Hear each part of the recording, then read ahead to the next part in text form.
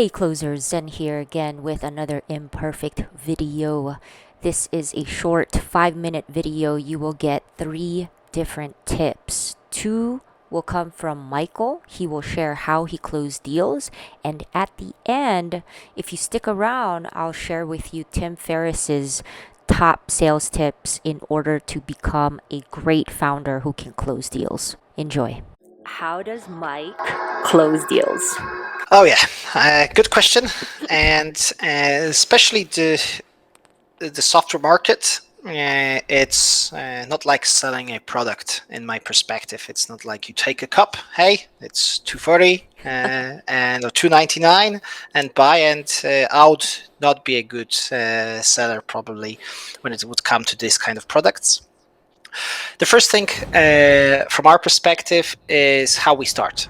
And that's probably the most important. And we need to build trust fast. And we have to build the trust from the first call with each email, with each response. We have to have this trust because we're becoming partners, technical partners with whoever we collaborate on a project. And they need to know that they can trust us to do the work in time, and do it right when it comes to technology, and that they can rely on us in a long-term perspective. So there are many different things that we do to build the trust. First of all, we never pitch ourselves, and we don't try to sell them a product. We always look at their problem and try to come up with a solution. We try to always give value as fast as we can. So when they come to us, we try to provide technical advice whenever we can.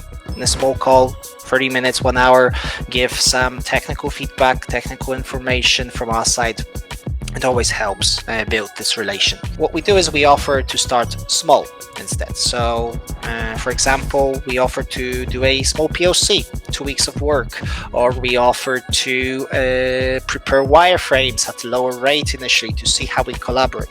Once the two sides are involved, we know that when we do start working, people will enjoy working with us. We feel confident about this. We know that they start talking with our team, communicating with our team, they'll be happy to continue. First, building the trust and making sure that they do consider us as a viable option, and then make it easy for them to start by giving a smaller step that they can take initially to get things moving. So these are the main 2 aspects that we have regarding our sale and the way that we approach this. Definitely. Trust from beginning to end. I completely agree with you 100%.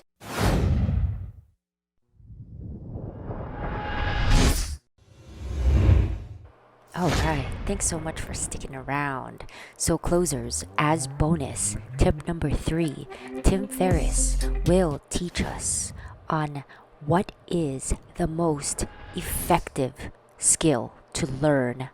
Tim, take it away. To be able to sell. Whether it's Kickstarter, whether it's New York Times, whether it's your local newspaper, you need to be able to communicate effectively and sell, which is why when entrepreneurs ask me for books to read outside of business books, I say On Writing Well, Bird by Bird, all books on writing, improving communication.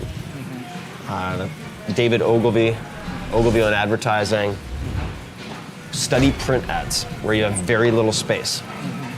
I think those are all very, very effective. The best entrepreneurs I've ever met are all good communicators. It's perhaps one of the very few unifying factors. They're exceptional communicators. Practice is the only way to get better at communicating. And practicing speaking does not provide you generally with something to review later, which is why the written word is so powerful. Yeah. Writing is thought crystallized on a piece of paper that can then be reviewed. It's very difficult to do that with speech, which is why I recommend people focus on honing their skills in writing and take time to study good direct response ads. Take time to, for instance, maybe develop a swipe file. So one of the things that I did for years is anytime I bought something, I would identify the ad, the phone call, the print ad, the offer, whatever it was that made me decide to buy it. and I would either cut it out or record it, put it into Evernote, whatever it might be, and save it. So I had a record of everything that I bought and why I bought it. That's really cool. And then I could go back and review it, and I'd be like, oh, looks like I fell for this, this, and this. Not in a bad way, but it looks like this tipped me from or not interested to, yeah, I'll spend $550, $500, $5,000 on that. Yeah. I save all that. Everything that works in sales has been done already. You do not need to reinvent the wheel. So just keep track of the crap that you buy, or the awesome stuff that you buy, and decide, what was the trigger, what pushed me over the edge, and then just sell to people like you. That's what I do. It's really easy. People are like, who's your market? I'm like, well, I'm a 30-something SF-based tech-savvy male, so why don't I just sell to those people? It makes it a lot easier than trying to guess. All right.